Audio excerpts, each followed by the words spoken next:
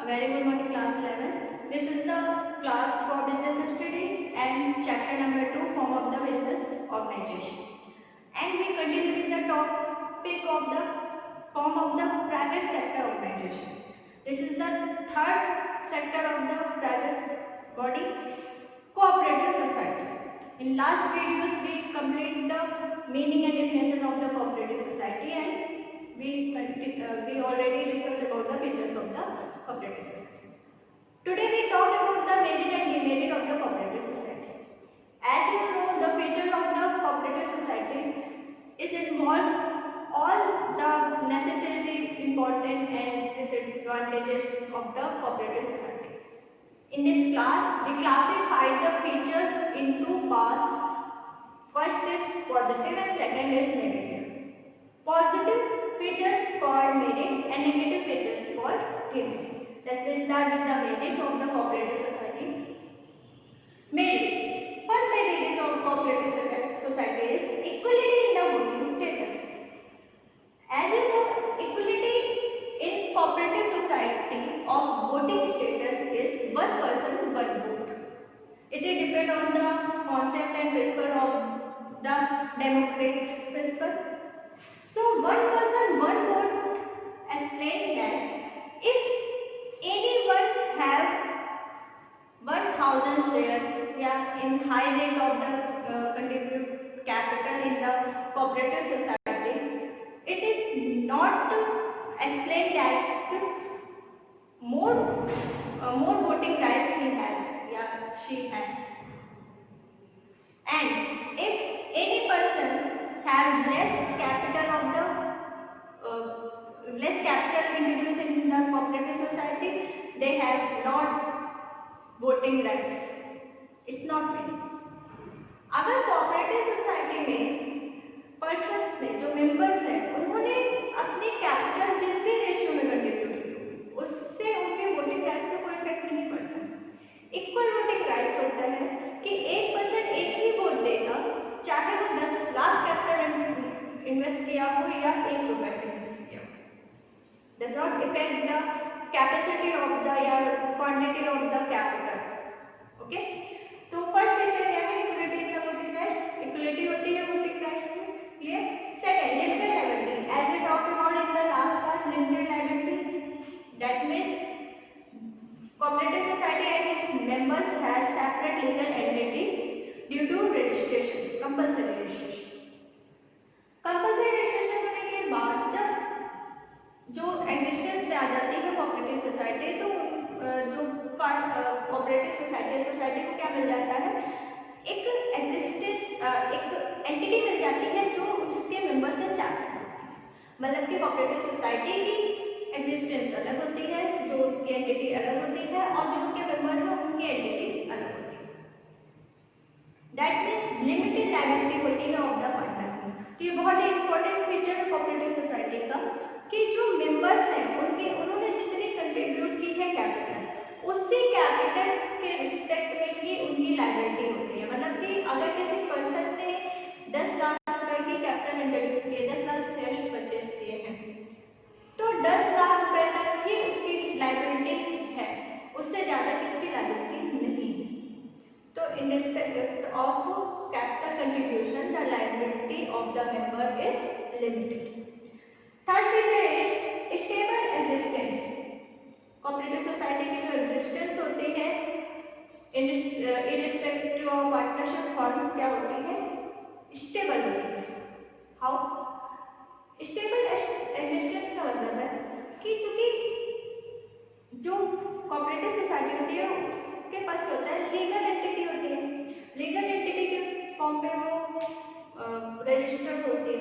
तो legal entity की वजह से अगर कोई भी मेंबर एंट्री कर रहा है या एग्जिस्ट कर रहा है, कोई भी मेंबर इंसॉल्वेंट हो रहा है, इनकैपेबल हो रहा है, हम कह सकते हैं कि समझ लीजिए छोड़ के जा रहा है, इंसॉल्वेंट हो गया या अनफॉर्चुनेटली डेथ हो गई, तो ऐसी किसी भी कंडीशन में कोऑपरेटिव सोसाइटी के ऊपर उसके मेंबर्स का आने या जाने से कोई भी उसके एग्जिस्टेंस पे कोई भी रिफ्लेक्ट नहीं होगा, कोई भी अफेक्ट नहीं पड़ेगा. ठीक है? किसी भी तरह से अफेक्टेड नहीं होगी कोऑपरेटिव सोसाइटी की एंटिटी रिटायरमेंट से, डेथ से, इंसॉल्वेंट से, इनकैपेसिटी से या लीव करने से। क्लियर? तो स्टेबिलिटी होती है किससे? कोऑपरेटिव सोसाइटी की assets. Fourth is economical consent. जो कोऑपरेटिव सोसाइटी का जो ऑब्जेक्टिव होता है वो सर्विस मोटिव होता है, पर कहीं ना कहीं इकोनॉमिकल फंक्शन करती है। क्यों? क्योंकि कुछ लोग मिलकर दूसरों की सेवा के लिए, अदर्स की सेवा के लिए प्रॉपर पर्पस के साथ वॉलंटरी एसोसिएशन के बिहाफ पर ज्वाइन होते हैं और वर्क करते हैं with the object of economic benefit. Economic benefit के बेस पे कुछ लोग मिलकर काम करते हैं। तो जो फंक्शनिंग होती है वो इकोनॉमिकल होती है किसकी? कोऑपरेटिव सोसाइटी की। इकोनॉमिक बेस पे क्या करना पड़ता है? वर्क करना पड़ता है। Clear? Next, support for government. Cooperative society का एक बहुत ही अच्छा फीचर है जिसे मेरिट हम कहते हैं। गवर्नमेंट का सपोर्ट होता है, मतलब कि कोऑपरेटिव सोसाइटी क्योंकि रजिस्टर्ड होती है तो कोऑपरेटिव सोसाइटी को बहुत से बेनिफिट मिलते हैं गवर्नमेंट की तरफ से। गवर्नमेंट का सपोर्ट मिलता है, जैसे कि सब्सिडी पे रॉ मटेरियल या गुड्स को परचेज करने के लिए सब्सिडी मिल जाती है। ठीक है, बहुत टैक्स में बेनिफिट मिल जाता है, बहुत से रिबेट्स मिल जाते हैं। तो ये सारे बेनिफिट्स मिलते हैं गवर्नमेंट के सपोर्ट से। Next is easy to form. Cooperative society is very easy to form because simple registration are required in the cooperative society registration. Minimum 10 members are required to form a cooperative society with some prescribed legal authorities and submitted in the registry. Okay. Next, open membership। Open membership है cooperative society में। मैंने आपको बताया कभी भी कोई भी voluntary association natural health के पर्पस से आ सकता है, मेंबर बन सकता है और कोई भी लीव कर सकता है। ओपन मेंबरशिप किसी भी फॉर्मेलिटीज की एक्स्ट्रा जरूरत नहीं होती। कोई भी कैपिटल कंट्रीब्यूट करने की लिमिट नहीं है कि आप 10 करोड़ ही लेके आएंगे, आप 10 लाख लेके आएंगे, कोई भी लिमिट नहीं है। जिसके पास जितना पैसा है उतना लेके इसमें एंट्री कर सकता है। जैसे कि फार्मर्स कम्युनिटी में फार्मर्स जो सोसाइटी होती है उसमें एंट्री ले सकते हैं। कंज्यूमर सोसाइटी में एंट्री ले सकते हैं, उसके मेंबर्स बन सकते हैं। ठीक है, तो जिसके पास जितनी कैपिटल है, क्योंकि वॉलंटरी एसोसिएशन है ना, तो अपनी इच्छा से जिसके पास जितनी कैपिटल है उसके बेस पे क्या किया जा सकता है, उसके बेस पे एंट्री ली जा सकती है कोऑपरेटिव सोसाइटी में। तो ओपन रजिस्ट्रेशन है यानी ओपन मेंबरशिप, कोई भी अपनी इच्छा से आ सकता है, कोई भी अपनी इच्छा से जा सकता है। तो these are 7 points are included in the merits of the cooperative society and we now jump in the demerit of the cooperative society. First demerit is limited capital. अभी मैंने आपको बताया कि कैपिटल के इन्वेस्टमेंट पे कोई भी बाउंडेशन नहीं है कि कितनी कैपिटल के साथ आपको एंट्री लेनी है। वॉलंटरी एसोसिएशन है, अपनी इच्छा से जितनी आपकी कैपेबिलिटी हो उसके बेस पे आप एंट्री ले सकते हैं। तो जो कैपिटल कंट्रीब्यूशन होता है due to some reasons, capital contribution की हमेशा प्रॉब्लम होती है, हमेशा कैपिटल की राइज होती है किसमें? कोऑपरेटिव सोसाइटी में।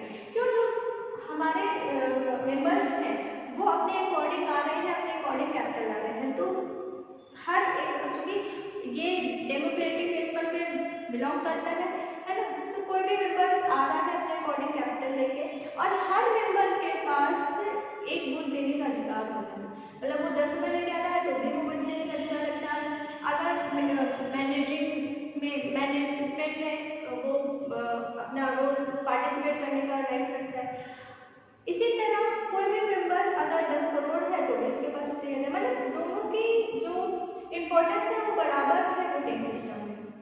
तो जिसके पास जितनी कैपेसिटी है उतने कैपिटल के साथ वो इन्वॉल्व हो जाएगा मेंबरशिप लेकर। तो जिसकी वजह से कैपिटल की हमेशा क्या होती है? दिक्कत होती है किसमें? Cooperative society. Next is insufficient management. Features में हमने बात की थी कि इनसफिशिएंट मैनेजमेंट होता है कैसे? जो मेंबर्स होते हैं कोऑपरेटिव सोसाइटी के वो मेंबर्स ही एलोकेट करते हैं, इलेक्ट करते हैं, वो मेंबर्स ही इलेक्ट करते हैं कोऑपरेटिव सोसाइटी के कमेटी को, उन्हीं के मेंबर्स के द्वारा वो कमेटी बनती है। मतलब वो कमेटी में जो मेंबर्स होते हैं वैसे ही होते हैं, कोई भी अलग से स्पेशल प्रोफेशनल बॉडी नहीं होती है रेगुलेट करने के लिए, कंट्रोल करने के लिए मैनेजमेंट में। तो उतने वो प्रोफेशनल नहीं होते हैं जो मेंबर्स होते हैं कोऑपरेटिव सोसाइटी के, कि वो मैनेजमेंट कर सके उतना प्रॉपरली।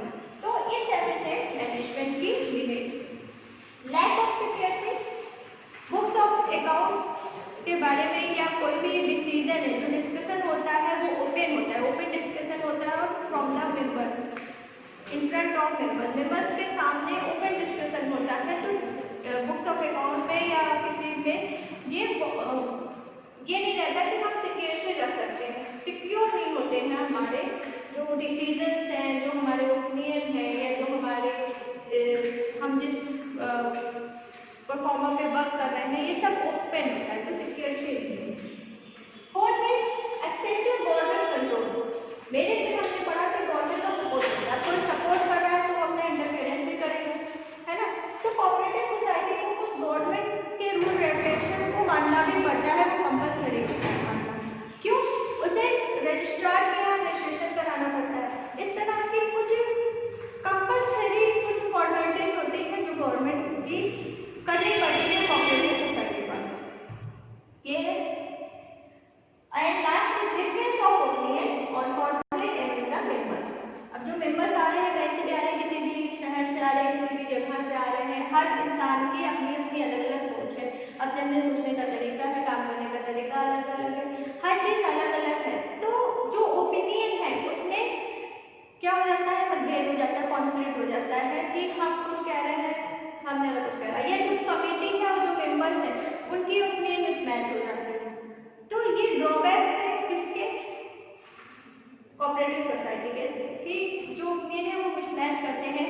कोई भी मेंबर एंट्री ले सकता है, किसी भी कास्ट का हो, किसी भी ओपिनियन का हो, ये सब कुछ भी मायने नहीं रखता है कोऑपरेटिव सोसाइटी में मेंबरशिप के लिए, कि आपके पास ये ही एसेंशियल एलिमेंट्स होने चाहिए, फीचर्स होने चाहिए, तभी आप मेंबर्स बन सकते हैं। तो इन सब की वजह से क्या है, डिफरेंसेस आ जाते हैं ओपिनियन में, जो ओपिनियन डिफरेंसेस है उसकी वजह से कॉन्फ्लिक्ट होता है। ठीक है, तो हमने डिस्कस क्या किया, हमने कोऑपरेटिव सोसाइटी के पॉजिटिव और नेगेटिव पॉइंट्स पे डिस्कशन किया, जिसे टेक्निकल फॉर्म में मेरिट एंड डिमेरिट्स या एडवांटेज एंड डिसएडवांटेजेस कहते हैं। ठीक है, नेक्स्ट क्लास में कंटिन्यू करते हैं नेक्स्ट